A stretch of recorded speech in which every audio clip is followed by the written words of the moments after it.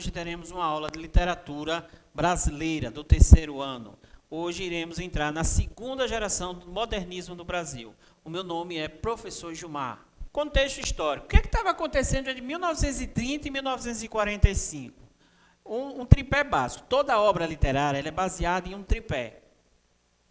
Momento histórico, a sociedade que ela está inserida e os seus mitos. Certo? Então eu preciso entender esse contexto histórico. Eu preciso entender a sociedade que está inserida nesse momento histórico. E os mitos que cada sociedade constrói. Sabendo que mito, para a literatura, é uma verdade universal. É aquilo que está no inconsciente coletivo das pessoas. Se eu perguntar a você, toda madrasta é má. Né? Isso, na verdade, é um mito, é uma construção social. Tem mulheres que vão criar o filho dos outros e é uma verdadeira mãe. Então, isso são mitos. Isso, dentro da literatura, é muito bem construído. Então, primeira coisa, em 1929, houve a quebra da Bolsa de Valores de Nova York. Então, você tinha uma grande ascensão econômica, se fez uma bolha econômica, né? Entre o fim da Primeira Guerra Mundial até 1929. Então, os Estados Unidos saiu da 8ª posição econômica e foi para a primeira. Né? Começou a liberar dinheiro para investimentos imobiliários, essa bolha cresceu e explodiu. Então, o que foi que aconteceu? Os bancos não tinham mais o dinheiro que as pessoas investiram. Consequentemente, a Bolsa de Valores de Nova York caiu. E aí, começou um efeito em cadeia. Como o banco não tinha dinheiro para pagar os empresários não tinham dinheiro para pagar os fornecedores. Se eles não tinham dinheiro para pagar os fornecedores, eles não tinham dinheiro para pagar os empregados. Como os empregados não tinham trabalho, eles não podiam consumir. E aí tudo virou um efeito em cadeia. Como os Estados Unidos era o maior comprador, como ele não comprava nada, isso impactou também nos outros países. Entendeu? Então, prejuízos deixados pela Primeira Guerra Mundial. Foram esses prejuízos, né? Surgimentos de regimes totalitários. O que foi que aconteceu? A Primeira Guerra Mundial foi uma guerra que foi conhecida como a guerra que não tinha o bem e o mal. Era um conjunto de países lutando contra outro conjunto de países.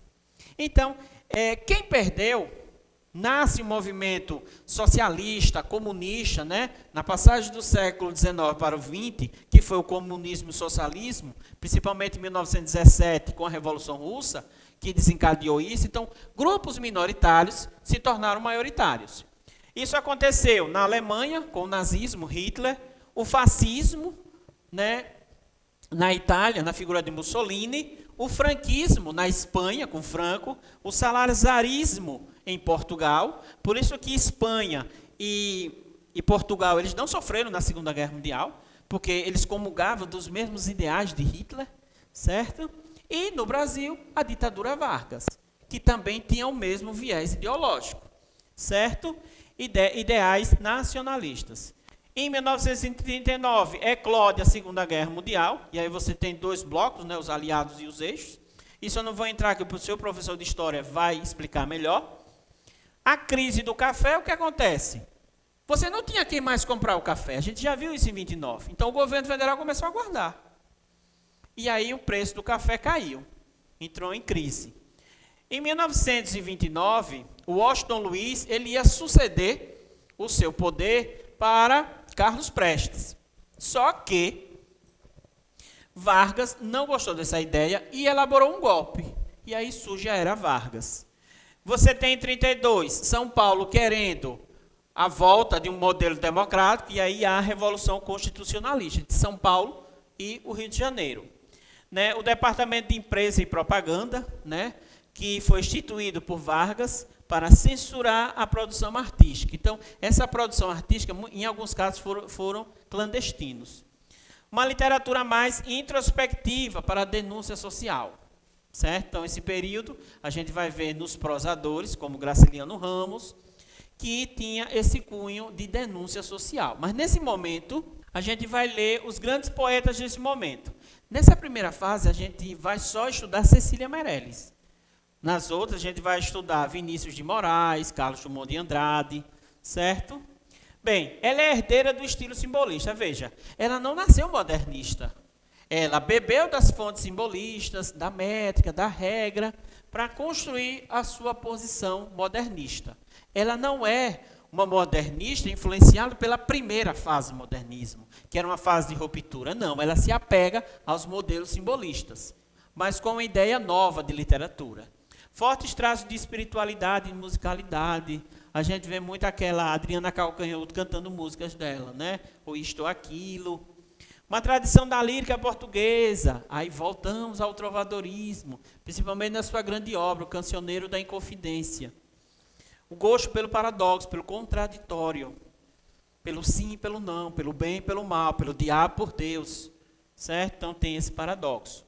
Aborda seus dilemas internos, o eu lírico, suas dúvidas e sentimentos, sabendo que nesse período surge uma corrente filosófica chamada existencialismo. Então ela também mergulha nesse modelo filosófico para construir sua poesia, sabendo que ela não podia falar de forma direta, porque você estava em um regime totalitário na era Vargas. Temos aqui um poema. Eu canto porque o instante existe, e a minha vida está completa. Não sou alegre nem sou triste, sou poeta. Então o que esse poema diz? É um convite ao carpe diem, lá do nosso arcadismo. Relaxe, descanse, aproveite o dia. Se desapegue das coisas do mundo, é o que ela está tentando dizer. É como uma resposta à sociedade que cobra a satisfação e a felicidade. Certo? O simples fato de viver já é um momento de felicidade. Viver em conflito é da natureza humana. Assim como todas as outras coisas se acabam, irmã das coisas fugidas, né? Ela gosta muito dessa ideia do tempo como fim. Tudo que nasce, morre. Tudo que inicia tem fim. Certo? O importante é o meio.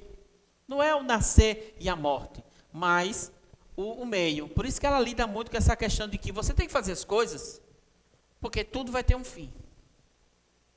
Sua canção é absoluta. É o fim de todas as coisas. O único motivo válido, sua vida ou seus sentimentos. Certo? A única certeza é a morte. Então, tudo que você faz, na visão de Cecília Meirelles, tudo na vida é transitório. O que é isso? Passa. Né? Tudo na vida é para lhe dar um exemplo ou uma lição de vida. E a única coisa que acaba com tudo isso é a morte. Ok? Não crie expectativa nos outros e não deixe os outros criar uma expectativa em você. Isso é um pensamento de Cecília Meirelles. Temos um poema dela, né? Aí podemos dizer que nesse trecho de um poema de Cecília Meirelles encontramos o estado de seu estilo. A alternativa é a D, vinculada à estética simbolista. Veja que eu falei lá no primeiro momento que ela é ligada ao modelo simbolista. Então, às vezes, você pode cair em uma questão do Enem, que vai falar sobre Cecília, ela é reflexo da primeira fase. Não, ela não é reflexo. Né? Ela não obedece, o modernismo não obedece essa sequência. Um não influencia o outro, certo? No segundo momento, você tem outro poema, Retrato, né? Veja que tanto o poema Reinvenção e Retrato, ela coloca você dentro do íntimo dela, dentro dos conflitos existenciais dela. É tipo da narrativa de Cecília Meirelles. Né? Ao assinar a alternativa correta, temos ali a letra D.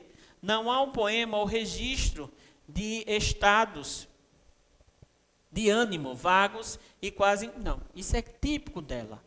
Tudo é vago, né? Tudo é para deixar pensar. A gente sai do caminho da objetividade e vai para o caminho da subjetividade e da intersubjetividade. É uma característica de Cecília Meirelles. Você sai da objetividade, a objetividade para ela não tem razão.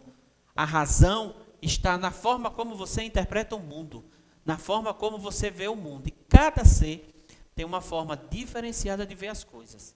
Ok? Para você exercitar a atividade do módulo 10, capítulo 28, páginas 8 e 11, que vai trabalhar justamente essa temática. Então, quando você começar a analisar as questões de Cecília Meirelles, observe isso. A subjetividade, a questão do tempo, a questão da morte. Outro tema muito comum de Cecília Meirelles, a ideia da infância, certo? Mas não como boas lembranças, e sim como uma passagem da vida. Ok? Teve dúvidas, plantão de dúvidas, estaremos aqui para resolver todos os seus problemas sobre Cecília Meirelles. Certo? Obrigado e um bom dia.